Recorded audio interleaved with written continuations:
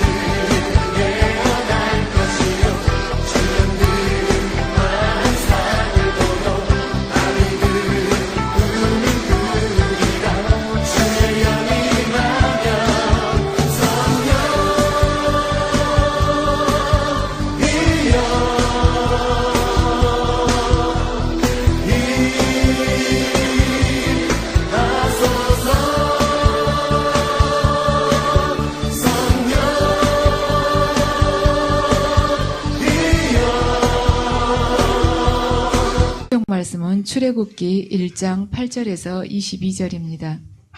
한 절씩 봉독하시겠습니다. 요셉을 알지 못하는 새 왕이 일어나 애굽을 다스리더니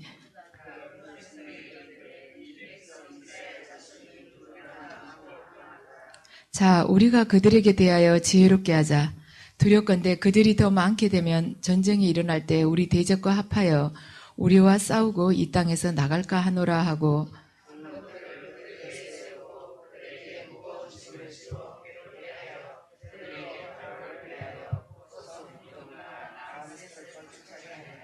그러나 학대를 받을수록 더욱 번성하여 퍼져나가니 애굽 사람이 이스라엘 자손으로 말미암아 근심하여 어려운 노동으로 그들이 생활을 괴롭게 하니 곧 흙 이기기와 벽돌 굽기와 농사의 여러 가지 일이라 그 시키는 일이 모두 엄하였더라.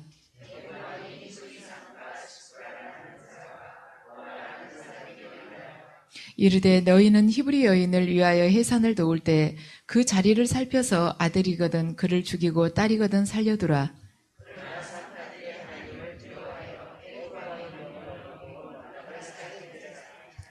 애굽 왕이 산파를 불러 그들에게 이르되 너희가 어찌하여 이같이 남자 아기들을 살렸느냐.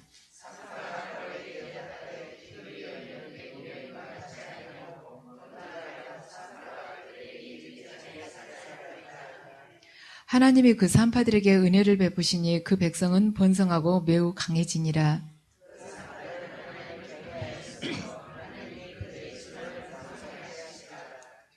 그러므로 바로가 그의 모든 백성에게 명령하여 이르되 아들이 태어나거든 너희는 그를 나일강에 던지고 딸이거든 살려두라 하였더라.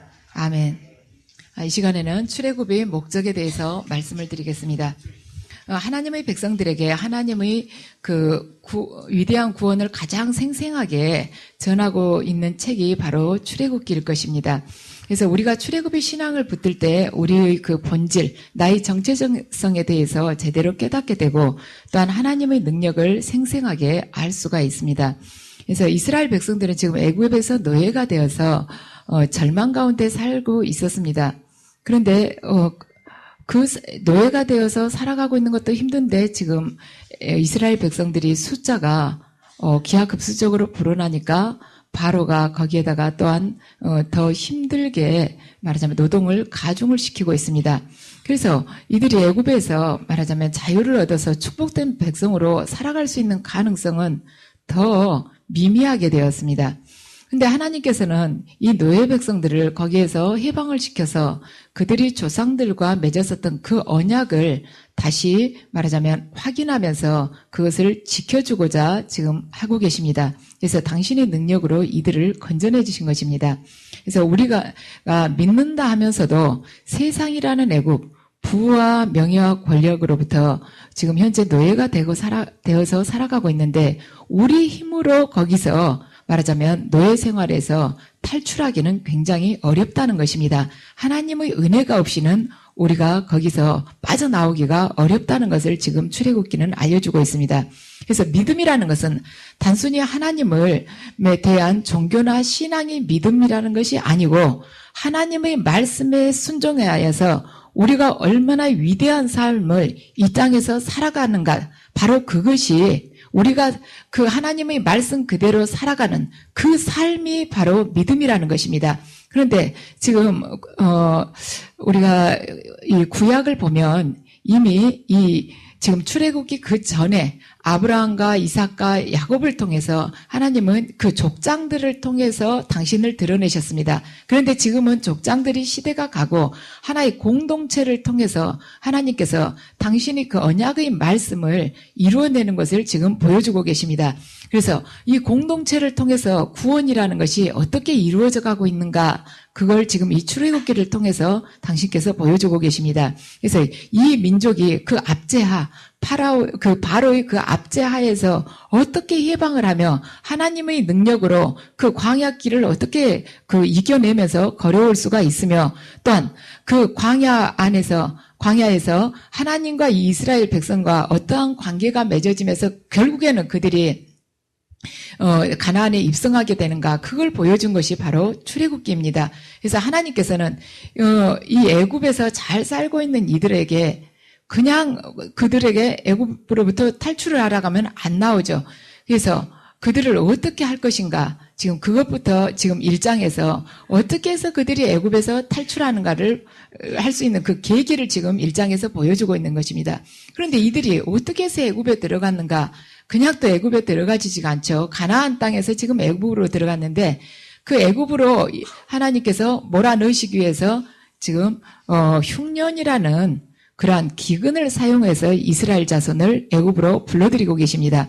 그래서 출애굽기는 하나님 구원의 기록이며 하나님 나라가 어떻게 시작되는가를 지금 보여주고 있습니다. 그래서 하나님 나라는 거창하게 시작되는 것이 아니라 아주 소수인 70인으로 시작이 됐습니다. 출애굽기 1장 5절을 보면 야곱의 허리에서 나온 사람이 모두 70이요 요셉은 애굽에 있었더라. 지금 요셉만 애굽에 있었다는 것입니다. 그리고 나머지는 70명은 애굽에 없었다는 것이에요. 그러면은 이 70명이 어디서 나타났는가? 이들은 가나안 땅에서 떠돌아다니고 있습니다. 그런데 가나안 땅에 떠돌아다닌 사람이 이 70명만이 아니라 다른 사람도 많이 있었을 텐데 이들이 다른 사람하고는 틀렸다는 거예요. 뭐에서 달랐느냐? 이 사람들은 하나님의 약속을 붙들고 떠돌아다닌 사람이었다는 거예요. 이 70명은 가나안에 많은 부족들이 있었는데 그들과 구별된 것은 뭐냐면, 이 70명이 구별된 것은 가장 확실한 것은 하나님 약속의 그 말씀을 붙들고 떠돌아다녔다는 것입니다. 우리들 또한 마찬가지예요. 이 세상에 많은 사람들이 있습니다. 각자 자기가 추구하고 있는 것이 아주 다양하고 많아요.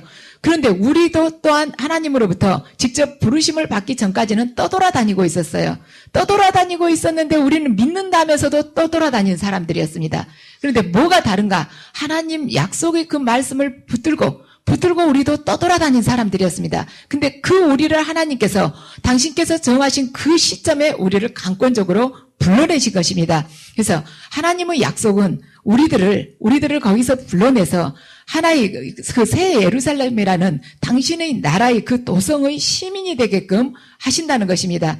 자, 그러면 이 시대를 사는 우리들에게 하나님께서는 출애굽이라는 이 사건을 통해서 우리가 어떤 메시지를 받아들이기를 원하고 계시는가, 그것에 대해서 세 가지로 말하자면 요약을 해서 말씀을 드리겠습니다. 첫 번째로는 죄악과의 단절을 지금 원하고 계십니다. 하나님께서 보시기에 가나안이라는 땅은 굉장히 음란한 곳이었습니다. 그래서 거기에서 이스라엘 백성들이 순수하게 남기는 어려운 것입니다. 그런데 애굽은 또한 우상 숭배가 심했습니다. 그런데 하나님께서는 우상 숭배와 음란 중에서 무엇이 더 심각하다고 보셨냐면 음란이 지금 현재 더 심각하다고 보실 것입니다. 왜냐하면 음란하면은 이스라엘 백성들이 그 순수한 혈통을 찾기가 어렵게 되기 때문입니다. 혈통 자체가 없어져 버리는 것이죠. 그래서 하나님께서는 이스라엘 백성들이 죄악과 단절하고 영적으로 순결한 백성이 되기를 원하셨습니다. 그래서 그들을 이 애굽에서 이끌어내기를 원하신 것이죠. 그런데 애굽 땅에 살고 있던 그들을 갑자기 탈출을 하라고 권하신다고 해서 이들이 그 애굽 땅에서 바싹 일어설 마음이 없었던 것입니다. 그래서 하나님께서는 바로를 완악하게 하고 또한 그들을 핍박하고 그들에게 고통을 주어서 그들이 도저히 이 바로의 압제에서는 내가 살 수가 없다. 정말 우리 좀 어떻게 다른 곳으로 옮겨달라. 어디로 탈출을 했으면 좋겠다 하는 마음이 그들 안에서 스스로 우러나게끔 하나님께서 지금 인도를 하고 계십니다. 이 당시에 애굽은 가장 비옥하고 문명화된 곳이었습니다. 그런데 누가 하나님 말씀만 듣고 하나님 말씀만 그냥 귀로 듣고 그 기름진 땅에서 나오려고 하겠습니까? 그 기름진 땅에서 나와서 아무것도 없는 허벌판으로 광야로 갈 사람은 아무도 없습니다. 그렇지만 애굽 왕과 그 백성들이 이 철저하게 이스라엘 백성들을 박해를 하기 때문에 이들이 애굽에서 분리될 수가 있었습니다. 우리가 이 세상에서 낭패를 당하고 실망을 할 때 결국에는 이 세상에 대해서 환멸을 느끼게 됩니다. 그래서 이 세상에서 두 손을 들고 나오게 되는 것입니다. 만일 이 세상이 정말로 좋다면 무엇 때문에 우리가 하나님 앞에 나오겠습니까? 그래서 하나님께서는 지금 이 출애굽을 보면은 지독한 바로를 사용을 해서 지금 이스라엘 백성들이 애굽에서는 나는 도저히 살 수가 없겠구나 하는 것을 깨닫고 하나님 앞으로 나오도록 지금 유도를 하고 계십니다. 우리에게 말하자면 바로란 병마일 수도 있고 내가 사업에 실패했을 수도 있고 또한 실직일 수도 있고 내 자녀로 인한 문제일 수도 있습니다. 그리고 내 배우자가 하는 일마다 다 막혀가지고 도저히 올 데 갈 데 없는 그런 궁지의 몰림이 바로 바로의 압제일 수도 있습니다. 우리가 그것이 없다면 뭐하러 기름지고 비옥한 이 현실 속에서 거기서 나와서 그 하나님 말씀이라는 그 칼날같이 무서운 들어가면 들어갈수록 두렵고 불순종하기가 어려운 그 말씀 앞에 설 수가 있겠습니까? 그렇지만 우리의 그 숨막힐 듯한 그 환경 안에서 우리가 도저히 내 힘으로는 할 수 없으니까 두 손을 쳐들고 하나님 앞에 나오지 않습니까? 우리 중에 그 어느 누구도 아무 일도 없이 평강하고 행복한데 하나님 말씀을 섬기기 위해서 이 세상 것 다 내려놓고 하나님 앞에 나올 사람은 없습니다. 내가 모든 것이 충족됐어요. 세상 사람들 다 나를 부러워하고 있습니다. 밖에 나가면 다 나를 존경하고 나에게 찬사를 보내고 있습니다. 그런데 내가 어느 날 느닷없이 하나님 말씀 너무 사모한다고 그러면서 하나님 앞에 나오는 사람 간혹 있을 수 있습니다. 그걸 붙들고 그대로 나올 사람은 있지만 세상 욕심 다 내려놓고 너가 지금까지 취했던 것 전부 다 포기하고 나오라고 하면은 나올 사람 하나도 없습니다. 그래서 우리가 세상에 재미를 붙여가지고 절대 하나님 앞에 무릎 꿇기가 불가능하다는 것입니다. 하나님이 우리를 이 속속들이를 얼마나 잘 알고 계십니까? 우리가 세상 속에서 모든 것이 충족됐을 때 그때 성경 말씀을 가르치면 그게 귀에 들어오겠습니까? 그게 얼마나 듣기가 싫고 귀찮겠습니까? 애굽이 좋은데 왜 우리가 거기서 나오겠습니까? 애굽이 좋은데 왜 우리가 그 모든 것을 포기를 하고 고생을 사서 하려고 이 땅의 광야길로 이 하나님 말씀 앞에 나오겠습니까? 그렇지만 하나님께서는 우리를 말하자면 영혼을 구원시키기 위해서 우리에게 바로를 붙이십니다. 고통을 계속 주세요. 그래서 우리가 마르고 말라서 거기서 도저히 못 살겠다 할 때 우리를 당신 앞에 바로 서게 하십니다. 그래서 우리가 완전히 알거지가 되고 우리가 완전히 아무것도 없는 자가 되고 쫓기는 자가 되게끔 해서 오직 당신만을 바라보는 사람으로 그분은 바꾸십니다. 그렇게 해서 건져내시고 나면 거기서 끌어내시면서 고통을 통해서 끌어내시고 나서 바로 복을 주시는 것이 아니죠. 그 옛날 우리 세상적인 사고방식과 그 가치관 그리고 소유욕 그리고 무너지지 않는 나의 그 고정관념들 내 자아들을 깨뜨리기 위해서 당신은 광야로 우리를 내던지십니다. 거기서 연단을 시키시는 것이죠. 올 때 갈 데 없이 허허벌판에 우리를 빨가벗겨서 그냥 내던지시는 것입니다. 그래서 그분께서 홍해를 건너게끔 하셔서 우리 말하자면 옛사람을 완전히 죽이는 과정이 이 40년간의 광야길입니다. 그래서 그 광야 안에서 하나님께서는 나 중심의 삶을 살고 있었던 우리들을 하나님 중심의 사람으로 바꾸십니다. 그래서 세상의 물을 완전히 벗기시는 거예요. 계속 씻고 부수고 가루를 만들어서 새로운 사람으로 새로운 피조물로 그렇게 탄생을 시키시는 것입니다. 우리에게 주어진 고난이 여러 가지가 있을 수 있습니다. 병원에서 고치지 못한다는 불치병일 수도 있고 내 자녀가 태어나서부터 지금까지 말하자면 장애를 가질 수도 있고 아니면 아주 지독한 내 배우자를 만나가지고 저 사람하고는 아주 죽어도 이 세상에 저렇게 나쁜 사람이 없다. 하필이면 나한테 걸렸냐. 이러한 배우자를 만날 수도 있어요. 아주 어디 아무리 나가서 별별 이야기를 들어봐도 그런 왼수가 없는 거예요. 이 사람보다 더 나쁜 사람은 없는데 어떻게 70억 대 1이 나한테 걸렸는가. 그런 사람이 걸릴 수도 있습니다. 또한 하는 일마다 안 되는 거예요. 내가 정직하게 바르게 한다 그래도 하는 일마다 지독하게 안 될 수가 있습니다.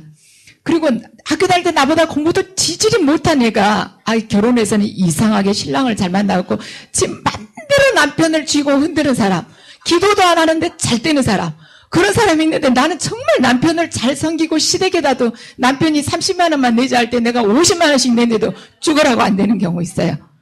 이런 연단은 아주 종류가 가지가지이지만은 이 연단, 이 고난을 주시는 데 있어서 공통적인 하나님의 뜻은 뭔가? 가루를 만들기 위한 것이에요. 연단은 여러 가지 모습으로 나타날 수 있습니다. 그런데 그 안에 공통적인 하나님의 뜻이 뭐냐? 너를 가루로 만들어서 내가 원하는 대로 너를 사용하고 싶다. 그것이 바로 연단의 목적입니다. 그래서 하나님의 목적이 그것인 줄 알았으면 우리가 하루빨리 거기다가 나를 맞추는 것이에요. 버티면 버틸수록 아픕니다. 버티면 버틸수록 운동장을 더 많이 돌아야 되는 것입니다. 버티면 버틸수록 흰머리는 더 나게 돼 있어요. 그래서 우리가 알았으면 후다닥 가서 엎드리고 빨리 죽는 것이 이 시간을 단축시키는 것입니다. 우리는 어때요? 일단 하나님 믿고 말하자면 내가 교회 안에서 신앙생활하면 금방 복 받겠지. 다 복 주신다 그랬다. 죄는 다 없애고 내가 하는 일마다 형통한다. 내가 마음 먹으면 언제든지 승진을 시켜주고 내가 기도만 하면 하나님께서 내 원한 대로 승진도 시켜주고 부자도 만들어주고 내 자식 대학도 잘 가게끔 해주고 그러고 나서는 또 직장에서 금방금방 좋은 직장에 취직하게 해주시고 자기보다 훨씬 나은 배우자 만나게끔 해주고 이러실 것이다. 그것이 아니죠. 그것이 목적이었다라면 하나님께서는 처음부터 우리처럼 말하자면 우리 각 개인의 어떤 문제가 있는 사람을 문제로 인해서 숨통을 쪼여서 절대 부르시지 않습니다. 처음부터 부자를 택하시고 처음부터 지위가 높은 사람을 택하시고 처음부터 사회에서 출세한 사람, 처음부터 아주 잘생긴 사람, 그런 사람을 택하실 것입니다. 왜 하나님께서 부서질 대로 부서진 사람을 불러오시겠습니까? 그 사람 불러놓으면은 그 옛날에 자기가 잘 살았는데 지금 현재 망해놓은 그 상태를 가지고 얼마나 원망을 하고 불평을 하고 옛 것을 뒤돌아본지 아십니까? 그 말하자면 롯의 부인이 그랬지 않습니까? 그 옛날 곧 저기서는 멸망이 돼간다 해도 옛날 그걸 쳐다보는 것이에요. 그 옛 것을 좀 더 챙겨갖고 여기 올라왔어야 되는데 깜빡 잊었네. 이러면서 과거에 대한 그 미련을 버리지 못한 우리들을 왜 택하셨겠습니까? 아주 몇 대째 계속 부자로 살아온 그 사람 택해오시면 돈 가지고 그렇게 왕왕되지 않을 텐데 지금 쫄딱 망해가지고 길바닥에 앉게 됐습니다. 이런 사람을 택해가지고 하나님이 얼마나 괴로우시겠습니까? 근데 하나님께서는 우리를 고난 중에서 택하셔서 옛것, 세상 것을 다 거두어 내십니다. 그래서 당신만을 사랑하는 순결한 영혼으로 바꾸시는 거예요. 다시는 세상과 욕망과 권력과 가늠하지 못하게끔 하나님께서는 고통을 통해서 우리를 쥐어짜고 쥐어짜십니다. 그래서 당신이 원하시는 새로운 피조물, 하나님의 영으로만 충만한 그 피조물로 바꾸기를 원하십니다. 그래서 하나님의 계획에 의하면 이스라엘 백성들은 반드시 죄악의 노예 상태에서 해방되어서 죄악된 그 세상과 분리되는 그 체험이 필요했습니다. 그래서 그들이 우상과 음란으로 가득 찬 그 세상을 정복하는 자로 변하는 것이 하나님의 목적이었습니다. 결국에는 애굽에서 탈출하여서 가나안 땅으로 이들이 입성하게 되는 것이죠. 그런데 그 입성을 시키면서 그 가나안의 그 음란하고 우상 숭배하는 그 민족들을 정복하게 하시는 것입니다. 그래서 우리들을 불러내는 목적도 똑같아요. 우리들을 하나님께서는 애굽이라는 이 풍족한 세상, 기름진 땅에서 불러내어서 당신이 말하자면 형상을 닮은 말하자면 그런 품성을 갖춘 변화된 사람으로 이 광야길을 통해서 바꾸십니다. 그러고 나서 다시 말하자면 이 세상의 죄악이 가득 찬 그 애굽 땅, 가나안 땅으로 우리를 들여보내십니다. 그래서 거기서 악의 세력을 정복하게 하시고 거기를 하늘나라로 바꾸시는 것이 하나님의 목적입니다. 그래서 하나님께서는 우리들을 통해서 영적인 가나안을 건설하는 것이 당신의 뜻이십니다. 세상이라는 거대한 파도, 그것은 나를 접치려 하는데 내가 어떻게 이 미약한 내가 영적인 가나안을 건설을 할 수가 있겠는가? 내 자식도 하물며 내 자식도 지독하게 내 말을 안 듣는데 이 세상 속에 나가서 내가 할 것이 무엇이 있겠는가? 하지만 하나님께서는 우리가 그 가나안을 정복하고 그 가나안 땅에 있는 죄악에 물든 사람들도 출애굽시키는 그러한 주인공이 되기를 원하십니다.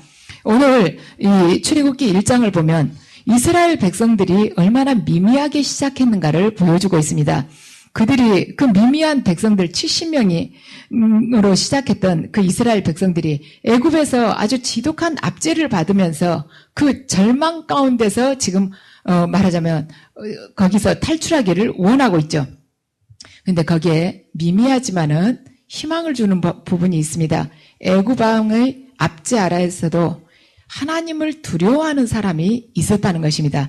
나를 짓누르는 어떠한 문제, 나를 두렵게 하는 업무라는 그러한 파도, 해일이 나를 덮친다 할지라도 내가 하나님을 두려워하면서 그 자리에서 본분을 다하게 되면 반드시 그걸 말하자면 뚫고 나갈 수 있는 힘을 하나님께서 주시고 그걸 통해서 우리에게 새로운 역사를 펼쳐주신다는 것입니다. 그래서 오늘 본문 15절에서 17절을 보면 애굽 왕이 히브리 산파 시브라라 하는 사람하고 부하라 하는 사람에게 말하여 이르되 너희는 히브리 여인의 해산을 도울 때 아래를 보아서 아들이면은 바로 죽이고 딸이면은 살려두라고 했는데 어떻게 기록되어 있습니까? 이 산파 둘이가 하나님을 두려워해서 애굽 왕의 명령을 어기고 남자 아기들을 살렸다고 합니다.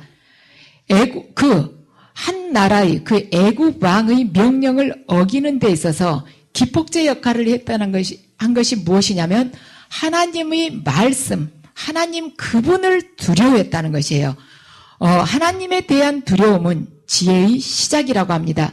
그래서 우리가 하나님을 두려워할 때 어떤 악의 세력에도 우리가 굴복하지 않는 자가 된다는 것입니다. 그래서 자기 목숨을 아끼지 않고 말하자면 양심을 지켰던 두 산파는 이스라엘에 있어서 영적인 부흥이 오게 하는 말하자면 이 도화선이 된 것입니다. 이들이 말하자면 이스라엘의 남자 아기들을 살려놨기 때문에 그 중에서 모세가 탄생할 수 있었던 것이고 그 모세를 통해서 하나님께서는 출애굽의 역사를 말하자면 당신이 뜻대로 이루실 수가 있었습니다. 그래서 그들에게 그 두 산파에게 있어서는 이 이스라엘 남자 아기들 살려준 것이 그다지 큰 일이 아닐 수가 있었습니다. 그들에게는 큰 일이 아니었을 수가 있지만 자기에게 주어진 그 일을 하나님 뜻에 따라 순종했을 때 이스라엘에게 있어서 구원의 아침이 되게 할 수가 있었다는 것이죠. 그래서 우리가 우리 자신의 위치에서 믿음을 지켜도 그것은 큰 빛으로 나타날 수 있다는 것입니다. 이들은 자기들이 남자 아기를 살려놨지만 그 안에서 모세가 죽지 않고 살아나서 이스라엘을 이렇게 말하자면 구원을 할 수 있는 그런 부흥의 계기를 마련하리라고는 꿈에도 상상도 못했어요. 그것과 마찬가지입니다. 우리들 또한 내가 어떠한 하나님의 사명에 순종할 때 내가 했었던 그 일 중에 하나가 아주 큰 빛을 발하리라고는 우리들 아무도 생각하지 않습니다. 이 세상을 밝히리라고는 생각하지 않아요. 내가 빛은 빛이지만 성냥불이라고 다들 생각을 합니다. 근데 하나님께서는 이 산파의 그 행위에 당신께서 역사를 하셔서 이스라엘의 그 출애굽이라는 그 거대한 역사를 당신께서 친히 이루셨다는 것입니다. 그래서 제가 어제는 집에서 이제 옛날 8, 9년 전에 받았던 그 예언 말씀을 제가 쭉 써놓은 수첩이 있어요. 그것을 한번 꺼내서 읽어봤습니다. 정말 저도 기도하고 이렇게 계시를 받지만 어느 순간순간 굉장히 좌절이 될 때가 있습니다. 정말 이 길을 가야 되는가? 왜 하나님께서는 이렇게 더디신가? 숨이 막힐 때가 있어요. 그럴 때 이제 이 성경을 생각을 해봅니다. 우리가 성경의 구약이든 신약이든 이 역사를 가만 생각을 해보면 딱 그 결론은 하나예요. 하나님의 말씀에 순종하는 자가 반드시 승리한다는 것입니다. 불순종한 자는 어떻게든 반드시 파멸을 하게끔 돼 있어요. 우리 사무엘 상하를 봤죠. 가만 유심히 보면 불순종한 자의 끝을 보면요. 의인의 손에 죽지 않고 거의 다가 악인의 손에 죽습니다. 이 불순종한 이 악인을 의인이 가서 목을 치진 않아요. 보면은 반드시 자기 그 악인들 쪽에서 이 사람을 죽입니다. 그런데 우리가 하나님 말씀에 순종하게 되면은 언젠가는 하나님께서 말하자면 우리에게 승리의 깃발을 안겨주신다는 것이죠. 제가 이제 그 예언 말씀을 가만히 이렇게 날짜별로 써놓은 걸 읽어보면서 그대로 이루어졌구나. 그 말씀이 그대로 똑같이 지금 이루어졌구나. 그 예언 말씀을 들을 때 저는 무슨 뜻인지를 몰랐어요. 이런 비슷한 일이 있으려나 하고 생각을 했는데 그게 이렇게 이루어졌구나. 제가 8년 반 전에 어떤 예언 말씀을 드렸냐면 네가 영적인 체험을 할 것이며 어둠의 세계를 알게 될 것이다. 그런데 네가 그 체험을 하면서 많은 고통을 당하고 많은 눈물을 흘리게 될 것이다. 하지만 그 체험한 것을 가지고 네가 상담을 할 것이며 네가 말씀을 전할 때 그 진리들이 그대로 선포가 될 것이다 하고 말씀을 하셨습니다. 근데 저는 제가 이 자리에서 이야기하게 되리라고 생각도 못했어요. 그냥 주변 친구들한테나 그냥 이야기하게 될 걸로 생각을 했습니다. 그런데 지금 가만 이렇게 보니까 그대로 이루어진 것입니다. 그리고 저희 아이들에 대해서도 너가 지금 네 아이들을 염려를 하고 있다. 네가 걱정이 두 가지가 있다. 하나는 네 딸에 대해서 걱정을 하고 있고 하나는 네 아들에 대해서 걱정을 하고 있다. 그렇지만 걱정하지 마라. 내가 네 아이들을 친히 인도할 것이다. 그래서 결국에는 그들이 푸르른 초장으로 들어가게 될 것이다. 저는 그 이야기가 그냥 보통 우리 편안하게 주고받는 이야기인지 알았습니다. 다 하나님께서 사람을 인도하시죠. 그런데 그 인도하신다는 그 말씀 안에 이렇게 많은 고난이 있는 줄을 몰랐어요. 그래서 인도를 하신다면 그냥 따뜻하게 이렇게 품으로 안고 딱 가신 줄 알았죠. 그런데 그렇게 깨뜨리고 많이 부수고 그렇게 좌절해야 되는 그런 많은 사건들을 그 인도라는 그 단어 안에가 그렇게 많이 포함이 된지 몰랐습니다. 여러분들 인도하신다는 아마 예언을 들으신 분들 꽤 많으실 것입니다. 인도하신다는 그 말씀 안에 여러분들 반드시 고난이 있다는 것을 기억하시기 바랍니다. 제가 지금 생각해 보니까 하나님께서 인도하신다는 그 말씀 안에 이렇게 많은 걸 이뤄야 됐구나. 저는 훈련을 통해서 이룰 거라는 생각을 했지만 이렇게 깡그리 다 부서지고 다 잃게 되리라고는 상상을 못했습니다. 제가 이렇게 바닥을 치고 이렇게 말하자면 제 힘으로 아무것도 할 수 없을 만큼 회복 불가능에까지 낮추시리라고는 상상을 못했습니다. 그렇지만 하나님께서 우리가 옛것을 조금이라도 남겨놨을 때, 당신께서 옛것을 좀이라도 남겨놨을 때 반드시 우리는 그걸 붙잡고 거기다가 또 이 성냥불을 막 지펴보려고 애를 쓸 것이라는 거, 세상 방법을 또 거기다가 동원시키리라는 거 하나님께서는 아십니다. 그래서 이 우리 안에 있어서 우리를 당신의 일꾼으로 만들기 위해서 세상 것을 완전히 깡그리 없애버려야지 우리가 두 번 다시 거기를 쳐다보질 않습니다. 그리고 내가 얼마나 무력한 자인가를 그때 깨닫게 되는 것이에요. 내가 수십 년간 이루는 것을 당신께서 부수실 때는 한순간에 그냥 박살을 내십니다. 날짜를 걸려서 한 달, 두 달 걸리면 우리가 또 붙잡고 막 금식하고 이러면 곤란할 것 같으니까 그냥 생각할 새 없이 그냥 팍 무너뜨리시는 거예요. 그래서 우리를 새로운 피조물로 무너뜨리시면서 이 광야길을 인도하시는 것입니다.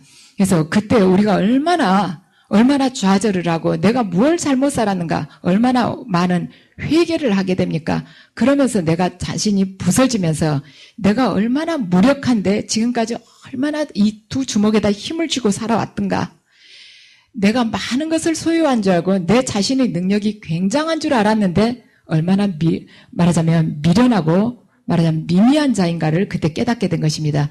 그래서 내 자신에 대해서 자포자기하는 자가 되게끔 만들어요. 내 자기 자신, 내 자아에 대해서 완전히 무의 상태로 만들어버리십니다. 그러고서 그분께 의탁하는 자, 100% 의지하는 자가 되게끔 변화를 시키십니다. 그렇게 돼야만이 그분이 우리를 들어 쓰실 수가 있는 것입니다.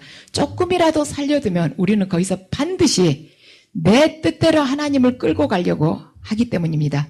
그래서 100% 순종하는 자가 되게끔 만드시지 99% 순종하는 자가 되게끔 원하시진 않습니다. 그 1%를 가지고 우리는 얼마든지 버티고 불평을 하고 내 뜻을 거기다가 또한 심으려고 하기 때문입니다. 그래서 여러분들 지금 여러분들에게 있어서 바로가 분명히 있습니다. 분명히 있는데 여러분들 그 바로 여러분들이 그 문제를 통해서 하나님께서 내게 원하신 것이 무엇인지 바라보시기 바랍니다. 모두에게 공통된 것은 다들 먼지 같은 존재가 되라는 것입니다. 그리고 또 여러분들 각자에게 거기에 추가해서 하나님께서 원하신 부분들이 또 있을 것입니다. 가장 첫 번째는 가루가 되라는 것이에요. 2번, 3번은 여러분들이 또 아실 것입니다. 그래서 거기에 맞추실 때 이 광야길의 이 행보가 빨리 끝나게 되는 것입니다. 그래서 결국에는 우리에게 가나안을 정복하기를 원하신 것입니다. 그래서 여러분께서는 하나님께서 다스리시는 새 예루살렘, 새 도성의 시민이 되고 싶으십니까? 아니면 애굽 땅에서 계속해서 노예 생활을 하면서 그 피죽을 먹고 살고 싶으십니까? 하나님께서는 오늘 이 시간을 통해서 여러분에게 이 질문을 던지고 계십니다. 너희들이 새 예루살렘 도성의 정복하는 시민이 되고 싶으냐? 아니면 애굽 땅에서 바로의 배급을 받으면서 음란과 우상과 함께 가늠하면서 사는 자가 되고 싶으냐? 여러분들 지금 이 시간에 이것에 대해서 결단을 내려야 됩니다. 하나님께서는 우리에게 장망성을 나오라고 말씀을 하십니다. 장차 망할 도성, 거기에서 나와서 새로운 예루살렘을 향해서 진격을 하라고 말씀하십니다. 이것이 바로 하나님께서 우리에게 말하자면 내미시는 바로 복음입니다. 그래서 여러분들에게 지금 그곳에서 나오라고 할 때 내가 아직도 미련이 있어서 나오지 못하는 부분이 있습니다. 그곳에서 나오라고 하나님께서 지금 들려주실 때 그 음성을 듣고 순종하시기 바랍니다. 그래서 아직 지금 시간과 기회가 있을 때 여러분들 이 장망성에서 떠나시기 바랍니다. 그래야 해서 영원히 없어지지 않을 나라, 하나님과 말하자면 그리스도께서 다스리는 그 나라의 시민이 되시기 바랍니다. 그래야 해서 그 나라의 시민이 되어서 우상과 죄악된 세상을 다스리고 정복하는 자, 그 삶을 살아가시기 바랍니다. 그 삶을 여러분께서 살아가실 때 그 여러분의 삶은 그분이 주역이 되셔서 새롭게 펼쳐주시는 성령 행전이 되시기 바랍니다. 반드시 승리하시기 바랍니다.